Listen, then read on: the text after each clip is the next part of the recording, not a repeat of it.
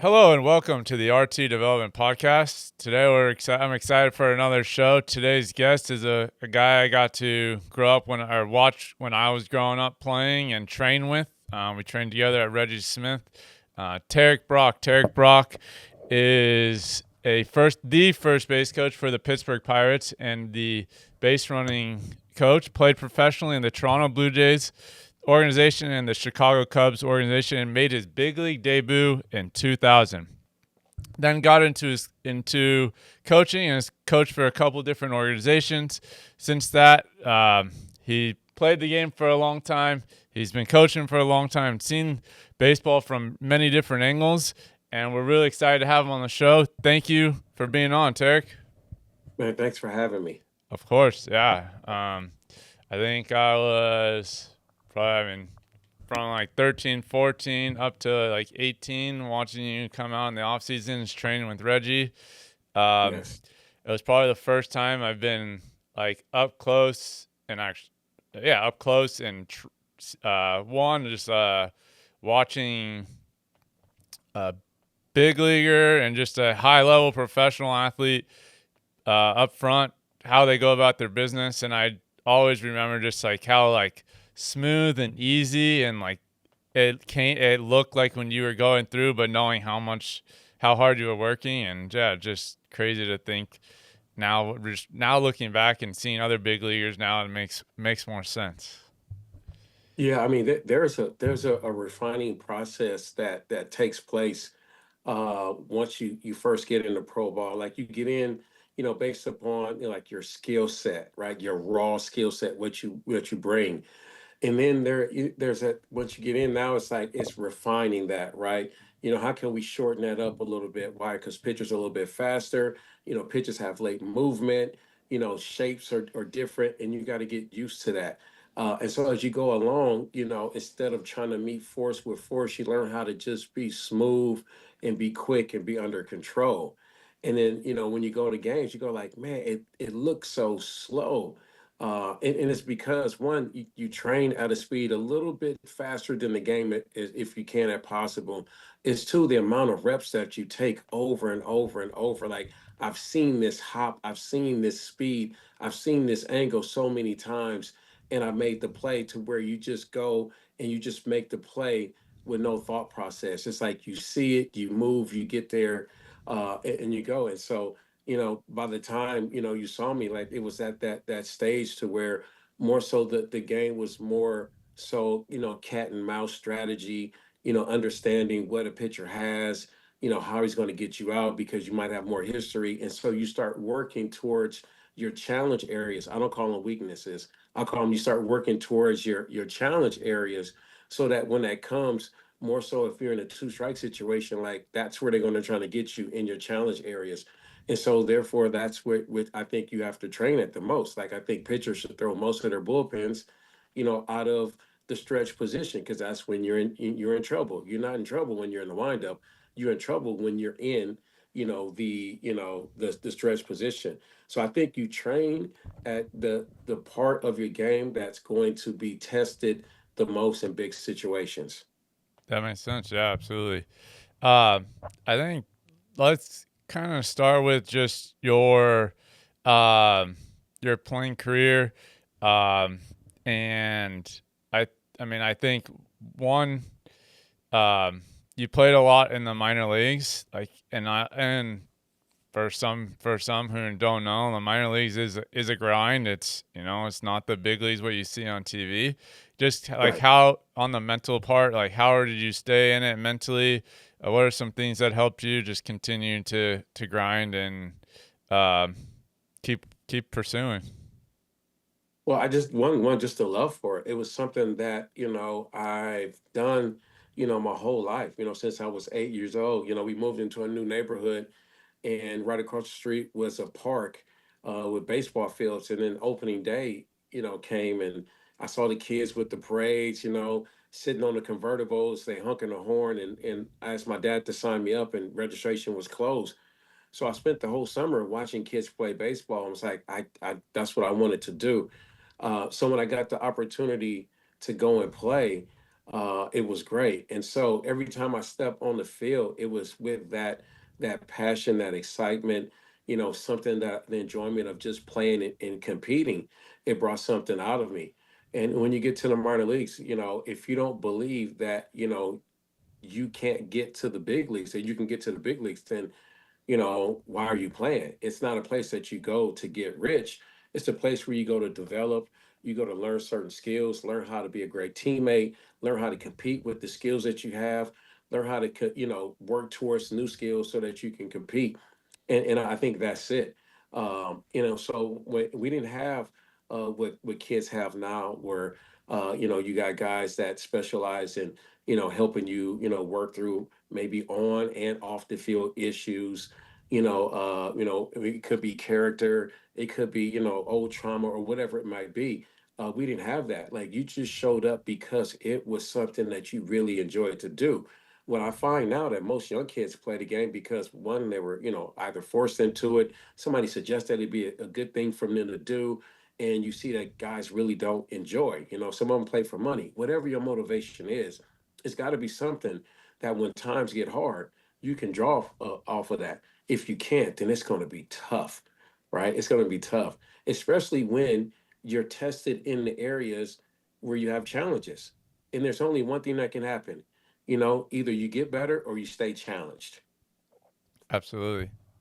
And you touched on it a little bit, and that's, one of the big things I do remember with you when you were always out there and kind of touched on it there is just like you're so much joy and excitement you had even out there training, and the energy that you always brought around us. Even you were, you know, in playing the game at the highest level, and you'd come around even us like 13 to 15-year-old kids that are out there training, just the energy and the excitement you had and the time that you gave us to help us out when you were around. And so I always remember that and thought that was always something I look back on that was really cool. And even hearing you talk about it right now is pretty awesome.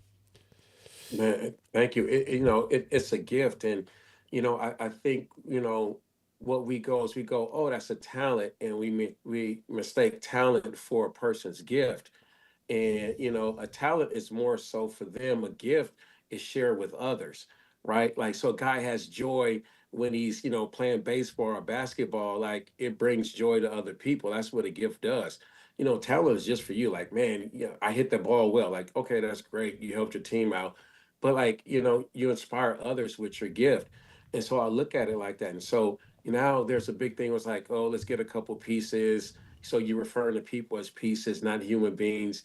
Like, everybody doesn't have a purpose and a plan, for their life. And I think that's something that's super, super cool. And I think everybody has to go through the process, or not say everybody. I have to go through a process where, you take the focus off of you, right? And then you start to share why you enjoy doing what you're doing.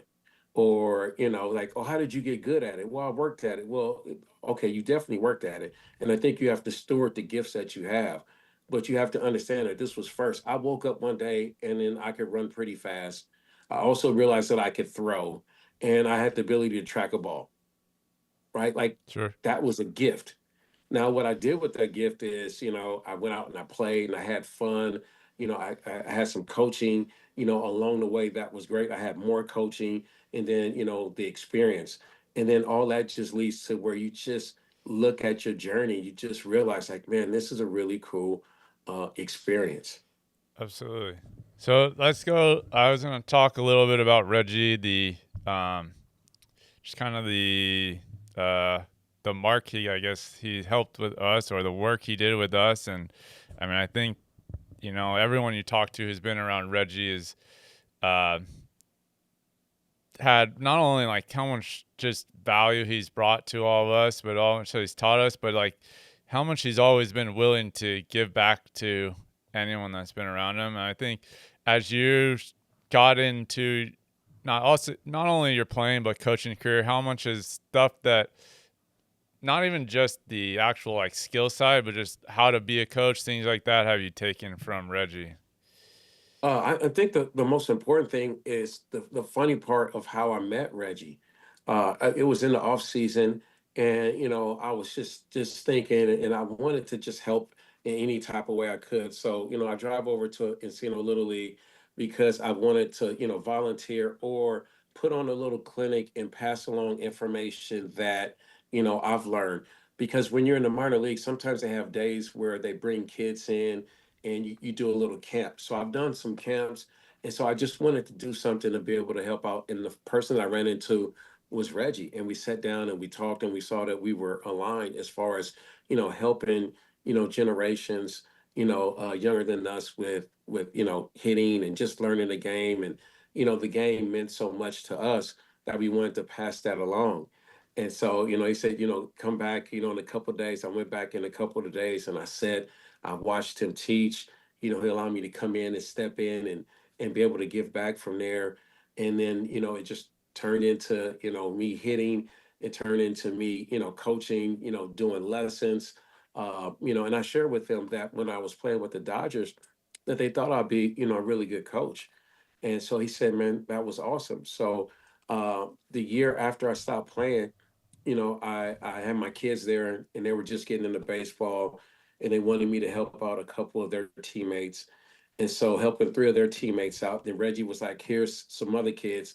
So I started out and just stewarded, say, like 5 or 6 kids. And that 5 and 6 kids turned into 86 kids, that I'm doing, from 1:30 in the afternoon to 8 o'clock at night.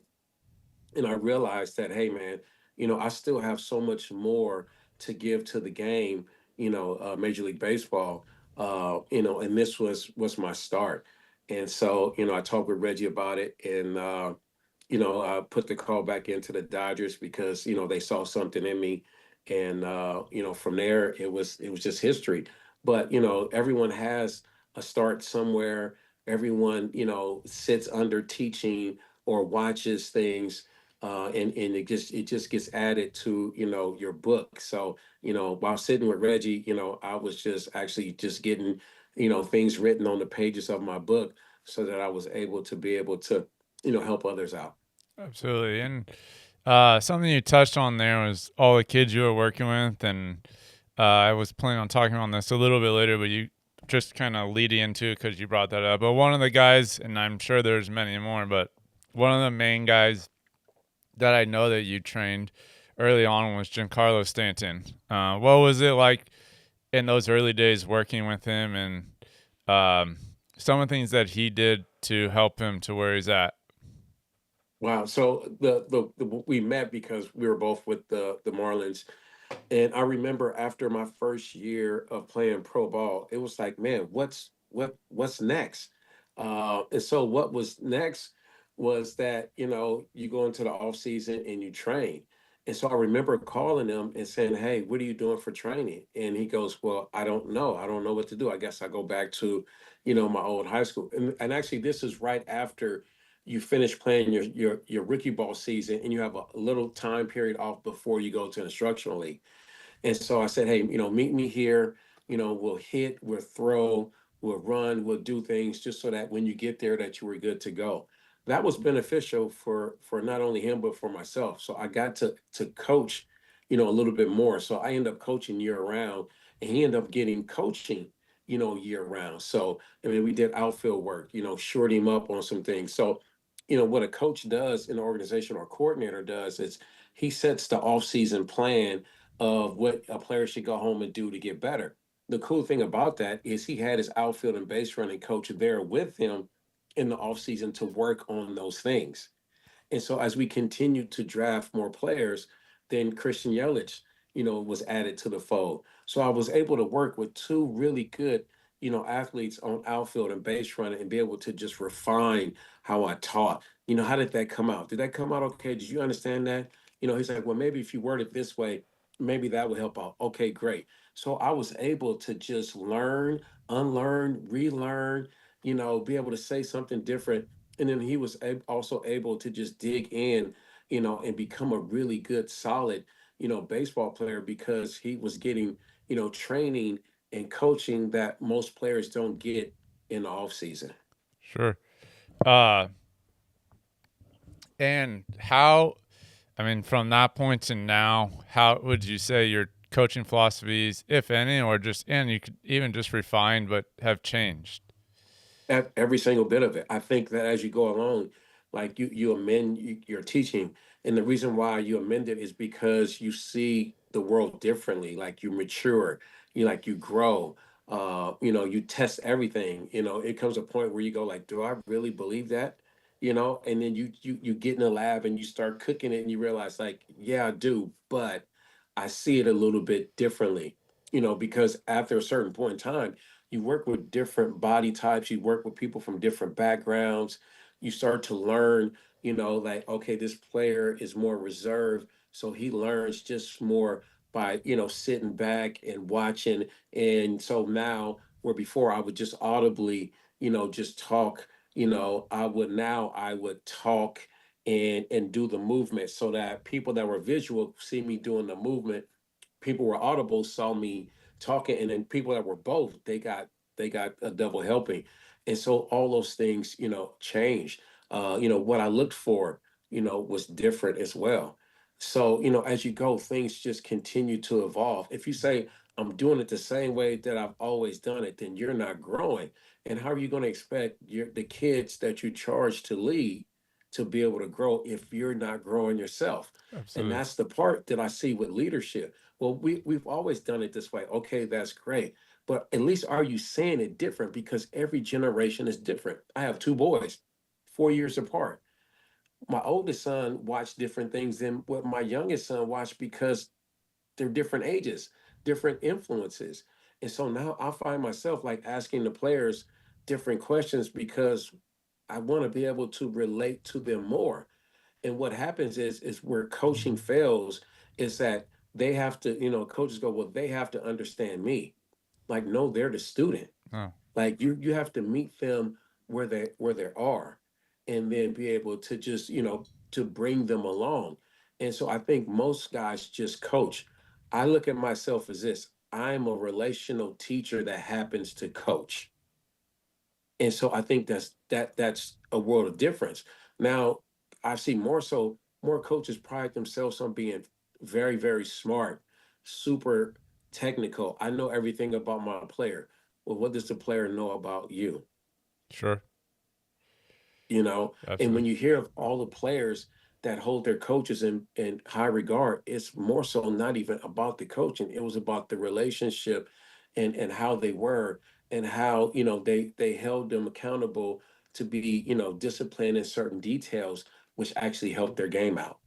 No, that makes sense. And I think, well, something you touched on there, and I think something I really try to focus on and make sure our coaches here at the facility focus on is um one, yeah, you should keep growing, learning, refining things. Even I think as coaches, sometimes one, we want to say too much instead of how simple can we make it for our athletes, and Mhm. um, like something you can how condensed can you make it? But also the same thing I think you touched on is everyone learns different. I think it's our jobs to figure out how who you're dealing with, what their personality is, what their learning style is. Uh, and one thing that works for someone might not work for the other because they might be different movers or whatnot. So I think that is really important. Like, yeah, can't do everything the way because you do it that way. It's um, doing what fits to that athlete and who they are and how they move. Yeah, absolutely. Everyone's is different, and if they were all the same, it would be so easy to coach. But the reward is just being able to take a kid that's from a different background, has different experiences from you. Now, there's some kids that I'm 18, 20 years older than, and just be able to just, relate to them. And then it's like, well, how do you relate to a kid, that's so younger than me? Man, I love on them. I appreciate them. I give them, what I think is best for them, now, and also that will help them out later. And I'm just there in, the battle, with them as best as I can. Lastly, I'm not their friend. I'm their coach. right? And so there's going to be certain times where, I'm going to have to be different. Like, I think the biggest thing and turning point was when I was with San Diego and I went from being a coordinator to the big leagues.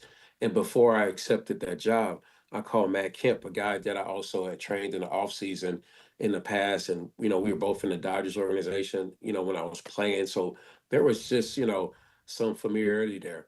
The biggest thing I said is like, hey, before I accept this job, I just want you to know that our relationship is going to change when I sign on that dotted line. Are you okay with it? He was like, yeah, sure, we'll be fine. I said, no, it's going to be different. Are you okay with it? Absolutely. And then so we went on to just, have a really good season there. He had a really good defensive season, swung the bat well.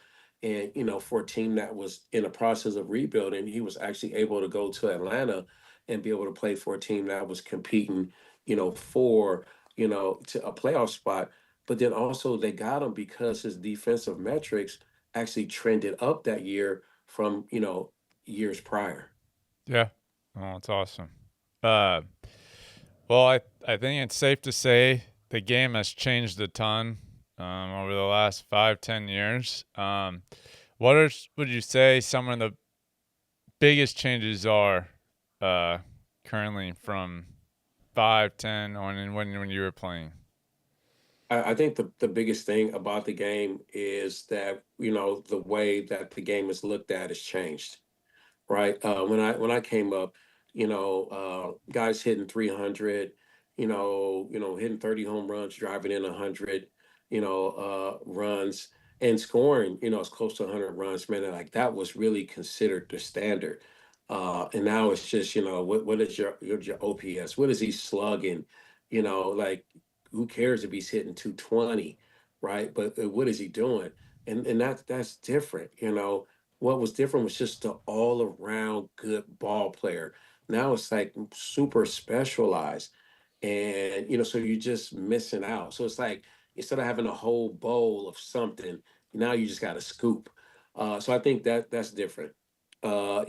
Training is different, where, I think that's where Reggie was, ahead of the curve of his time. Like he really dug in the video, not saying that other guys didn't do it, but really broke down hitting on so many, levels, brought in martial arts, brought in, bio, as well. So I thought that was really good there. So it changed to a point to where, people think about the game differently. They evaluate guys differently.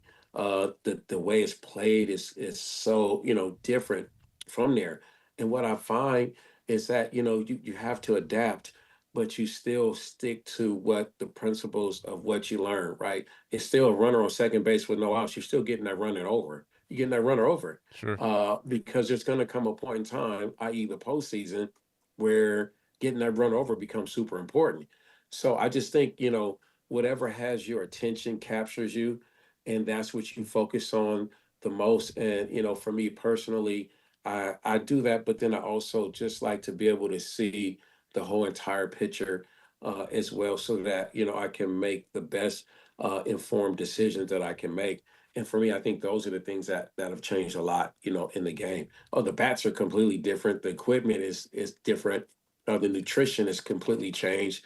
Weight training, has changed as well. It's just so specialized, and just the meals that get put out are completely different. It's not you just eating, like you're refueling. You're hydrating. It's just so different now that be able to help players be able to handle the day to day of playing 162 games in 172 days or so. Sure. And the one thing I was gonna ask, I mean,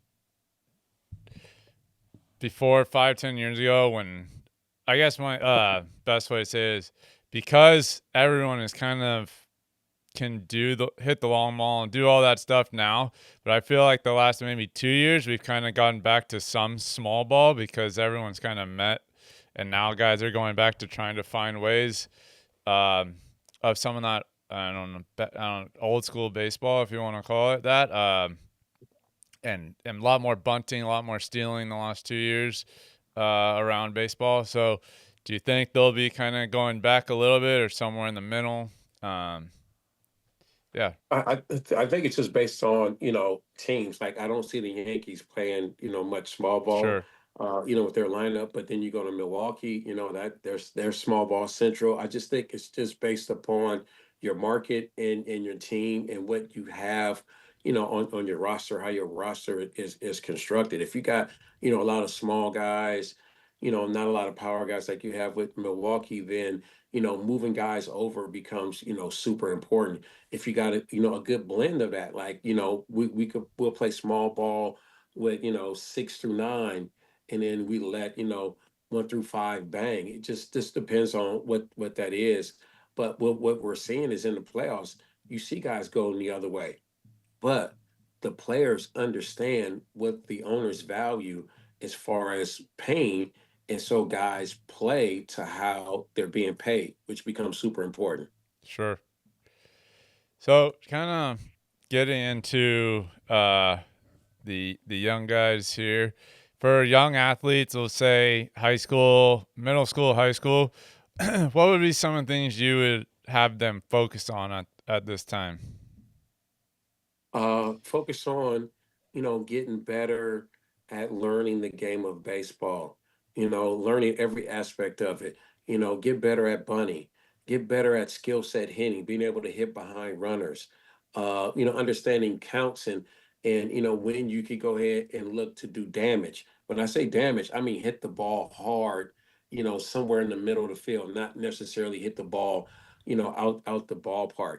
Like don't chase, numbers and metrics, rather chase, you know, uh, getting better on your journey and chase, being successful in moments and opportunities, that you have.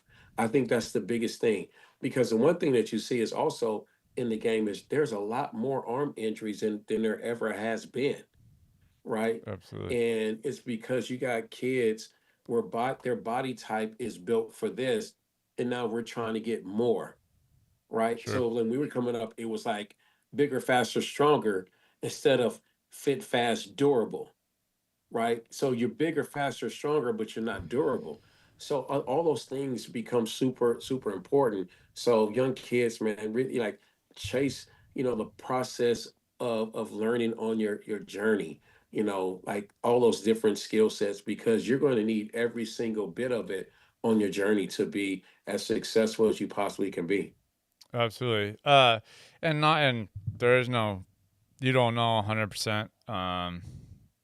Or it's really hard to predict at that younger age. Everyone matures at different times physically and all that. But is there anything you would say, whether it be mindset or tools that they work on that help separate guys that make it, that you can see in the younger guys that don't? I just think there's just a belief in one. I see people like accept what their gifts are, right? Like understanding what they gift. Man, I throw the ball really hard, so now my stewardship becomes throwing the ball really hard for strikes. I make good contact. Like now, the stewardship is, you know, having good swing decisions with that good swing and being able to make contact. I think that's the part that you understand. Like if you accept your gift, you can use your gift, and your gift will bless you and take you different places.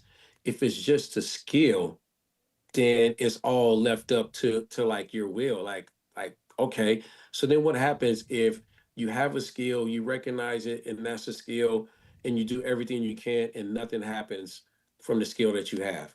Now what do you start doing? You start doubting. Sure. So like believe in yourself, get a circle of friends that you trust that will tell you the truth, right? Rely on your parents, right? And then just have fun playing the game. So there was a point in time where I was just chasing trying to get a scholarship. And, all of a sudden you get to a certain point and it's like my junior year, there's no scholarship offers. Now you're starting to panic. And then the first thing that comes in your mind is like, am I good enough? Now you're questioning so much. And there's a lot of stuff that if we just get out of certain, ways of thinking, we'll actually get out of our own way and actually be able to enjoy the things that we're doing. I'm gonna say this. and most people don't say this, most of the successful people that you see in business use sports to learn to work well with others, to be disciplined in what they're doing, right? And be able to take something and be able to apply it as best as they can. And they just took that from sports and they translated that into the business world. Absolutely. No, that's really good. Now this wasn't on my original question, but you kind of touched on it right there. You were drafted out of high school, right? Yes. And you say you didn't have a scholarship offer in your junior year, which for a lot of guys who are getting drafted out of high school isn't probably the norm, or at least. And I don't know what uh, the college scholarship rules were at the time. I mean, until a couple of years ago, you couldn't get offered till your junior year, or you could get offered at any time. Now it's not till your junior year. Right. I guess what changed? What made you take that big jump to become a draft guy in high school? At From not having scholarship offers your junior year. Right. So yeah, it was some things that went along with that. I was a two sport guy. I played football and I played baseball as well. And so I was more so looking to get a scholarship in football, even though I played baseball. I was also playing on a scout ball team, so I was in front of scouts a lot, and held my own. Facing guys that were pros, facing guys that were college guys. I remember guys from Stanford and SC were playing, and we were playing every Sunday. So I'm just going out there my sophomore year, my junior year, like just playing and just having fun. Now when it came around, I think you couldn't be offered to a certain time back then. Now this is 1991, a long time ago. It's different, but I think that way is better. You have a guy that's just proving year after year and getting better and growing. I'm seeing guys committing at 13. Like, don't you know their bodies change? Yeah, Their minds change. This guy could be hot at 13 and on the back of a milk carton at 16. What happened? Like you just don't know that. Um, and then too, like, all of a sudden now this guy's committed, he's 13 and now he's got to live up to certain things all the time. And, like just earn it. Like you get out there, earn it. So, just playing all those different things, every Sunday going out, my parents, consistently and faithfully, drove me all over Southern California to play. Um, and so from there, just getting put on the radar from there. And then, I had Pepperdine, USC, Long Beach State, all the California schools, come in. And then football, getting letters from, like back then it was called the Pac-10, or Pac-12, whatever its schools were coming in. So, I had different things. And so, I had to be back then, you had to, pick a certain amount of recruiting trips that you can take. And so for, a kid growing up, where I grew up, going to USC was everything. And so, when USC, came around, it was like, emphatic yes. I get to stay close to home and play. And so that was it. But I just think the consistency of just showing up and playing and working, and not, striving. There was no, combines, there was no perfect game. It was nothing like that. You played your high school season, and then in the summer you played American Legion. You just kept playing, you just kept getting better. So I look at it like my approach was like the David approach. I was on the backside of the mountain getting better. And then it was like, oh, it's overnight success. No, man. Playing American Legion ball, all over the South Bay, playing, football and playing baseball. I just stayed consistent and, and didn't chase things. And, doors, and opportunities, came my way. I know no, it's a different new time now, but I just still believe that that's just super important. sure. No, no, no. I think that's kind of same approach we try to give to our guys is just development, keep working, keep controlling what you control, and letting things kind of go fall. But I will say this, it's changed. So when my kids were going to high school, like if you don't know that, hey, you're supposed to play on the summer ball team, right? Then Sure. you kind of get the end. And so like I hate to use cliche words, but it was like, you know, sports became more, they gatekeeped it more. Like they didn't tell guys like, hey, this is the process that most kids, go Sure. by. So then you would hold like what I would call a fake workout. So for the kids that, were trying out for the baseball team, right? But your team was already set because you had kids that paid to play on that summer team all summer. And that's what we got in sports. So honestly, we had the wrong leadership in amateur sports, which led to a lot of kids, being turned away. Because I watched tryouts and I saw kids that was really good that didn't get callbacks. Why didn't they get callbacks? Oh, only the kids that was here this summer did. Like, wow, that was really Hmm. interesting. So a lot of kids, missed out. That's how I made my high school team. They posted it and Yeah. made the announcement. High school tryouts, man, you have to go out and beat out other guys. That's the old American way. You just Sure. go out and beat other guys. No, absolutely. Uh, no, I think that's really good and something I think at least hopefully the mind, whether that's the complete way, at least that it is, should be the way it is, but whether it is or isn't, that should still be the mindset of you as a player, as an athlete. And so hopefully they can take something away is, making sure you keep controlling that mindset. Want to get into, I think, something that is, and I know you'll agree, but very important, but also sometimes often forgot, is base running. You control the base running with the Pittsburgh Pirates. You're the first base coach. Um, what are some of the biggest keys of a good base runner? Man, I think a good base runner is I use three letters that compose of three words: SAT, smart, athletic, and tough. Like so, we coaches want guys that are situationally smart, right? And then you want guys that are athletic. All that is just using the gift of being able to run. Doesn't mean you got to be super fast. You don't have to be super explosive. Like you just using the gift that you have and you're using it, and then tough minded, right? The tough minded comes in. It's like, man, a ball is hit and the outfielder is running 3, 4, 5 steps to his left. Like I'm going first to third. I'm trusting that. So I think that's it, man. And just understanding this, you're running for the team first and then yourself, right? Sure. You're running towards, if you're in little league or high school, sometimes you're just running, off of the principle of the play, not necessarily to a scouting report. So like you run into that. And the only way that our young players can become really good baseball players or base runners is that one, you have to bring up situations to them.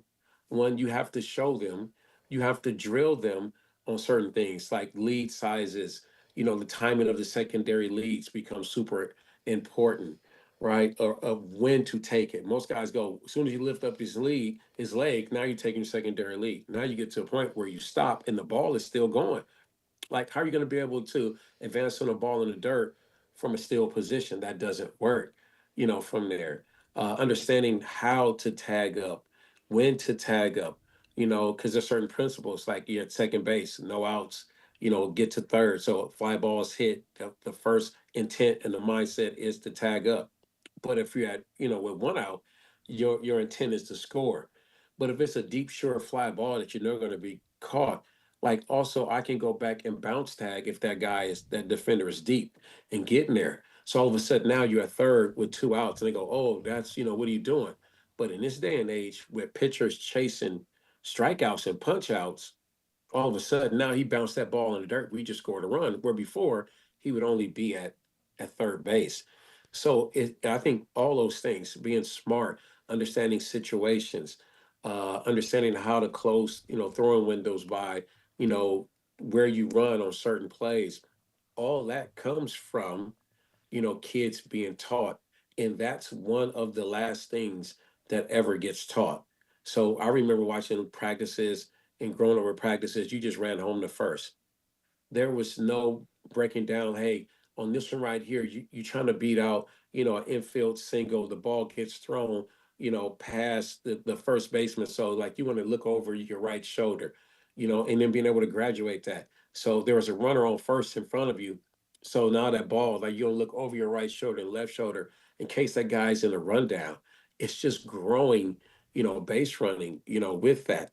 And so when I watch a lot of practices, watch it travel ball practices, I just go and see it. I see hitting, I see fielding, I see pitching. I never see base running. And your reward for hitting is that you get to run the bases, right? If you hit the ball out the park, then you get to touch them all. There is no challenge in that. But if you hit a single, I got to safely navigate two bases to get to a position to score. And that's what people really don't think about. No, I think it's definitely something that is very important. I will say, as part of our my team, that I have a couple teams that we run, and also like Little League. But after our warm up, our continued warm up is to go base running and work on different base running situations.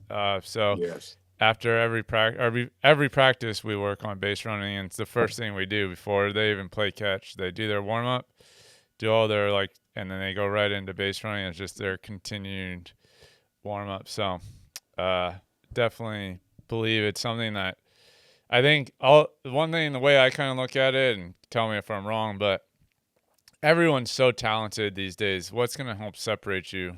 Uh, you know, a lot of guys can hit the long ball. There's a lot of guys have 100 plus exit velocity, but what's going to keep you being able to take that next step? Like, here's the thing, to take it further.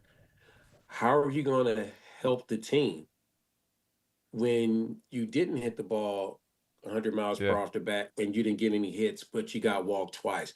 How are you still going to help the team absolutely. in that? Right. So I just think there's so many, different things and ways. And I think, sports is the parallel to life. So it's like, man, how are you going to handle when things don't go your way? Right? Sure. Are you going to be upset? Are you going to pout? Or are you going to be a victim and blame everybody else of why you're not hitting or why things aren't going your way?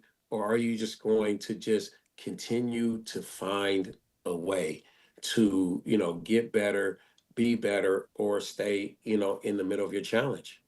Absolutely. Then this is a selfish question, but as a learning as a coach, and I think this is something a lot of kids. So ball, let's say you're on first base, ball's hit like center to left, ball is more in front of you. I think kids are all taught like only rely on the coach. Like you only go with the coach. How do you teach kids to have like that instinct? The ball's in front of you. From what I've heard, and I could be wrong, is like um, you kind of have your own. You have to use your own eyes and your own judgment with that ball in front of you, and knowing when you can make it or not. How do you get guys out of that mindset of only relying on the coach? Same thing as like a pass ball. Sometimes, especially at this level, is like the kids are waiting for you to tell them to go. But that's too late.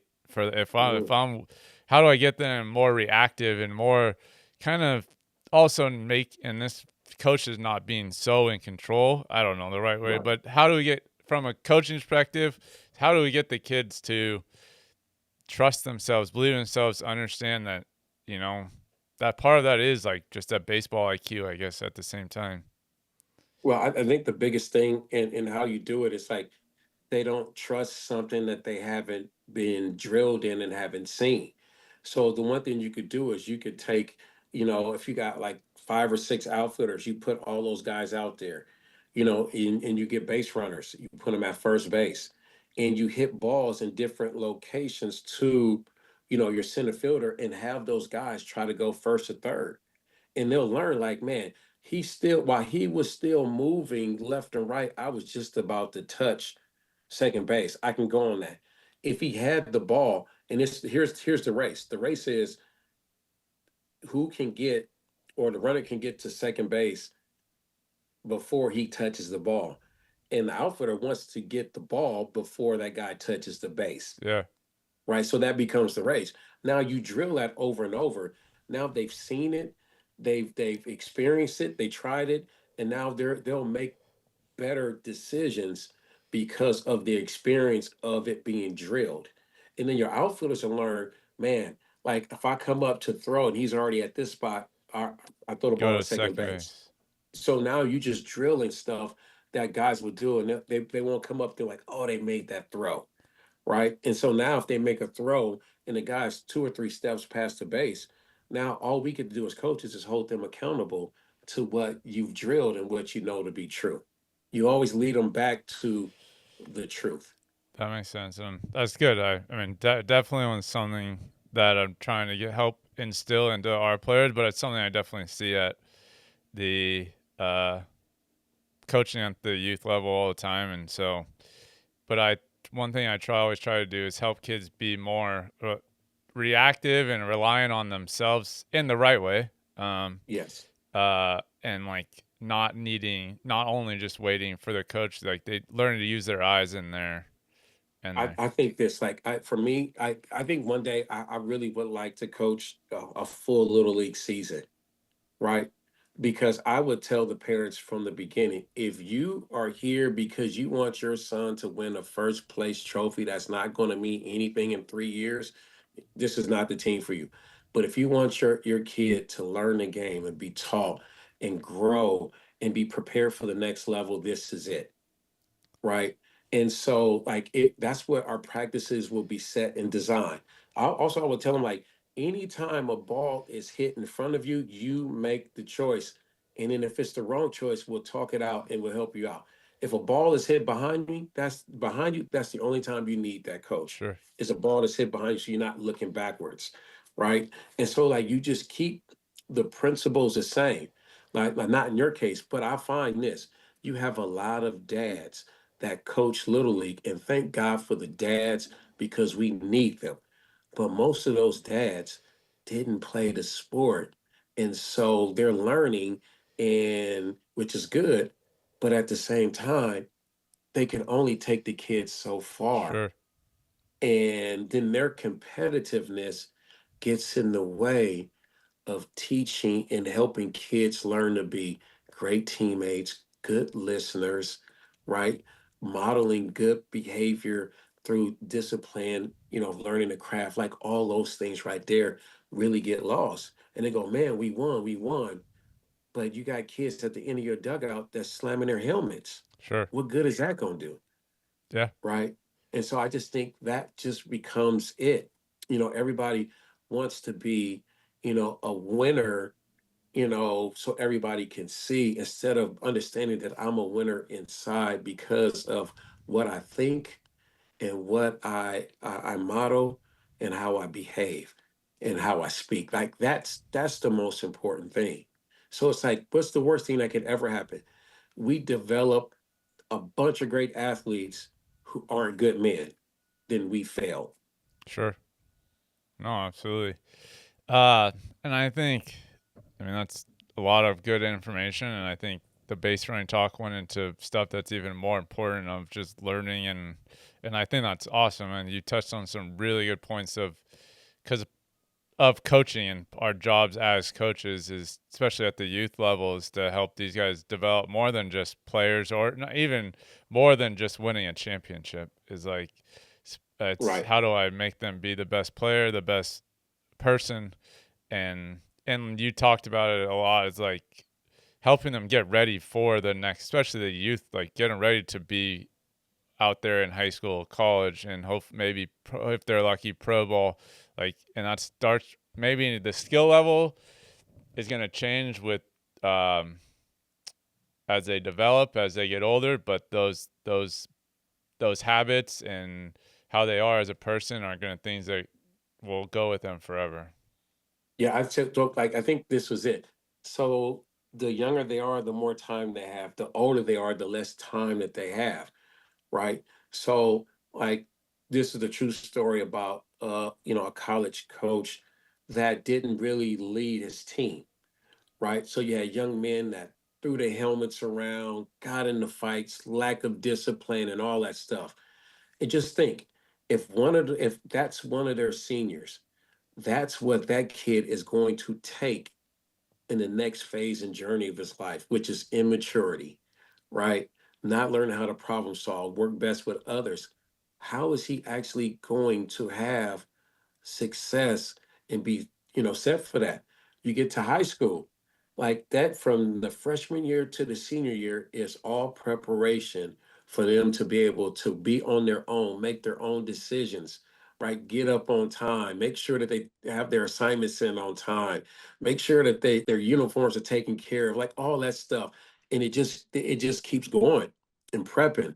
And most people don't understand that development is ugly, Yeah, right? no, I agree. Development is ugly. And I liken it like this. If you break your ankle, like you're in a cast for a certain period of time. And when you take that ankle out the cast, it looks ugly. Then you got to move it around. It's that then there's a lot of pain, right? Because you're rehabbing it. So you're gonna have pain in development, you're gonna have tears in development, you're gonna have fun, you're gonna have joy, you're gonna have, like advances, and you're gonna have setbacks. And it all boils down to how do you handle every step of the way, and having someone there that can say, hey, that's not the right way to handle it. You know what I'm saying? Look, you don't get to be angry at the decision that you made. You get to see it and make a different choice next time. Because as young men, we want to get mad. We want to pound stuff, and that doesn't do anything, Sure. right? It just shows, man, in that moment, I had an immature moment that doesn't make you immature. The biggest thing that I find is that young players and even pro players have a hard time accepting the failing moment. They'll accept the failure, but not the failing moment. So if it's just a moment, it passes. But if I accept the failure, then I put on and I clothe myself in failure. Sure. And I wonder why that 0 for 3 turned in for 0 for 33, because it's the stuff that you say. And as a first base coach, I hear it all, Yeah. right? No. I hear the self-deprecation. I hear the faith in not hitting, right? I hear it all. And the biggest thing is, it's like I can't overpower how they think, because it's the saying goes, as a man thinketh, so is he. And there's life and death in the power of the tongue. Choose life. I can't do that. So you know what I do? I pat them on the back and go, "You're right. Go play defense. Take away some hits." They go, "Why do you say that?" Because your belief in what you think is more powerful than what I can say to you or what you think. Yeah. No. It's good. Yeah. That's good. And I mean, I could we could go on all day on that stuff because I think that's really important. But I do want to. I think with that actually, something I want to touch on, and this is more from the mindset and how they go about their business. But uh, obviously, Pittsburgh Pirates, you guys have a lot of stars coming up in the game right now, and you guys are definitely um, playing better baseball. A lot of positives. With that, you have two stars that are, I mean, I know you guys have more, but two biggest stars in baseball right now are young stars, Paul Skeens, Connor Griffin, and everyone knows the talent and the skill sets that they have. But I Right. wanted to ask you, is there anything mentally or how they go about their business that is different that you notice, especially for them being so young in the game? Right. So one, they understand, who they are. I think guys that are really that good, they understand who they are. They understand what they bring to the table. One, they had some things that was modeled to them that they were able to that worked personally for them, right? So they, that good coaching means everything, right? They went out and they explored, they tried, they're always pursuing to try and get better. I think Paul came in, with, 4 pitches. He might have 7 or 8 or 9 now. Just continue to evolve and get better. Belief in themselves is super important, right? I think sometimes people mistake belief for cockiness. They just go, I just believe in what I can do. I've seen it. I trust it, and that just becomes my standard of success. And I think that's the coolest thing ever. And so that's what they do, and they don't get caught up in what other people think about them, but they're great teammates as well. And so I think that's it, that they're not out to prove and live up to stuff. They're just out competing against themselves every single day. They're not out to prove people right or prove people wrong. Oh, that's awesome. and I think, or not, I think we've all heard of Paul and his routine and the stuff that he does. Um, I and maybe you tell me, but like some of the best guys do it. They all seem to have a routine, and maybe some are more extensive than others, but they have a routine that they do that they believe in, and whether it's the best thing in the world or not, it's that belief and that thing that builds Yeah. their confidence and their feel like they're ready to play. And I guess the question is, most of the guys that you at that level all have some sort of thing that they do that Mhm. makes them trust of where they are and what they're doing. Right. There's guys that, when we go on the road and there's an off day, like they still go to the field and throw. Like they still do it. It's like every day they're doing something to, either stay loose, work on their body, work on their mindset. Like they're always working towards their craft, right? And I think that's the best thing too. Because remember, like I said earlier, whatever has your attention has you. And so if it's I just want to just be consistent, and that's what they do. Like, oh, there's an off day, like they're in their room, doing dry reps, looking at the long mirror, just seeing what that looks like, getting that feel. I just think that's it. Everybody has a routine that they do, that they're confident in, that they know that one, it keeps me loose. Two, there's a part of that that helps my body. There's a part of it that helps the way I think. Um, and so, that's what they do. And I think everyone learns that's what the minor leagues is for, Absolutely. and then some kids are able to get a hold of that early. There's some kids that, can get a hold of it in their, sophomore year of high school and be able to take that, to the next level. And then they go, okay, there's a little tweaking here. And then you get to the next level and then you tweaking. And all of a sudden now you have something that you look up and you go like, I've been doing this for 15 years Sure. and, have had, success. No, that makes sense. And something I think we try to do, not, I mean, just find what the best routine that works for them.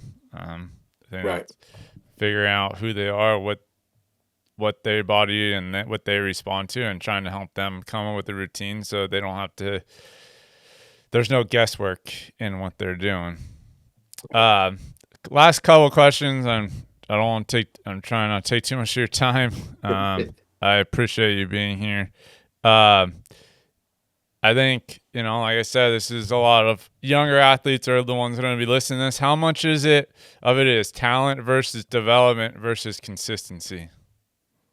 It's all the above. You got to have it all, right? In order to get in, you got to have a talent. You got to have something that a team sees that they could take and develop, right? And then from there, you get the training, you get the skill set acquisition, you learn. So then that becomes a component, and then it becomes where you got to be able to compete with that, right? You got it. So the games, help you learn how to compete with the skill set that you have. What happens is players try to compete with a skill set that they're trying to acquire, not what they currently have, and then you don't get the results that you're looking for. Sure. So, if what I have is what I have, that's all I get to compete with. Now, what I do is I get smarter at competing with what I have. And so, that's why having a clear identity of who you are is it. So if you got a kid that's hitting, has a long launch angle of, 30, but he's weak, like you're going to get out the game because those fly balls are not going that far enough. So you're not competing with the skill set that you have that works best for you. And I think that becomes super important. Sure. No, that's good. Last question in the lightning round. What would you say? Obviously, failure, and this I think touches on everything we've been talking about. But failure is a part of baseball. Baseball is a game of failure. and you touched on how guys things they say when they're running down the first baseline. But how do the best players handle it, and what do they do that helps them continue to move on and get and succeed after? I mean, the thing that I preach with all the time is it's okay to fail in practice.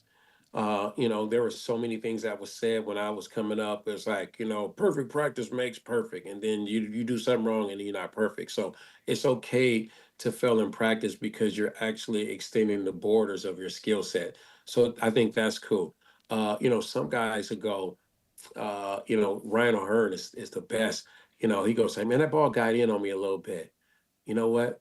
But I can still hit." Okay, great. You reinforce who you are in the failing moment, Yeah, no, it's right? good. You just reinforce who you are. You know what? I'm good. I tell certain guys, man, like you're born for this, man. Like you really good, man. You get them next time. Okay, great. Because it's that mentality. Give me the next one. Next time. You know what? You can call it positive speaking. I call it declarations. It's a declaration. I'm not missing that pitch next time. Yeah, no, Next time, I'm getting him next time.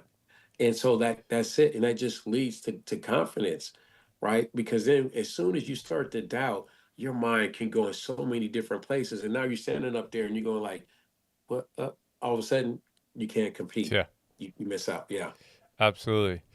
Uh, this is our lightning round, so you can make the answers as short or as long as you want. Just got a Okay. couple of them, and get you out of here.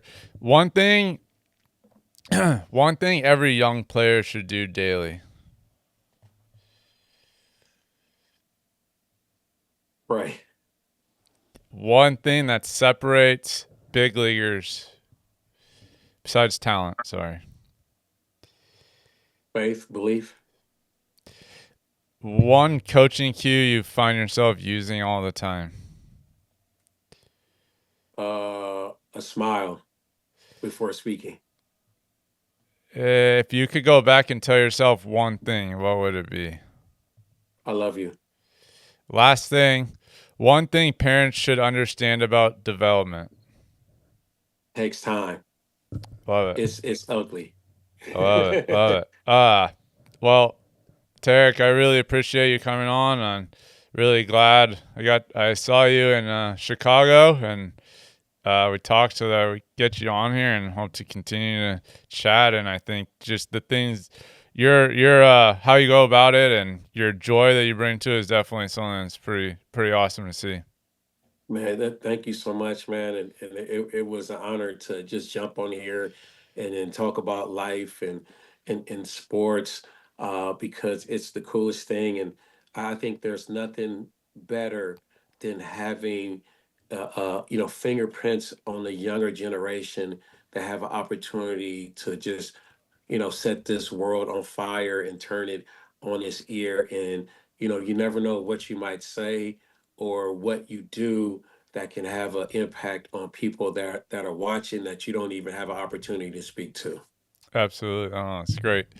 Well, thank you. Hope you guys have continued success this year. It's fun. Obviously, you guys have a fun group to watch and a lot of bright stars coming up in the game. So they're definitely lucky to have you on their side.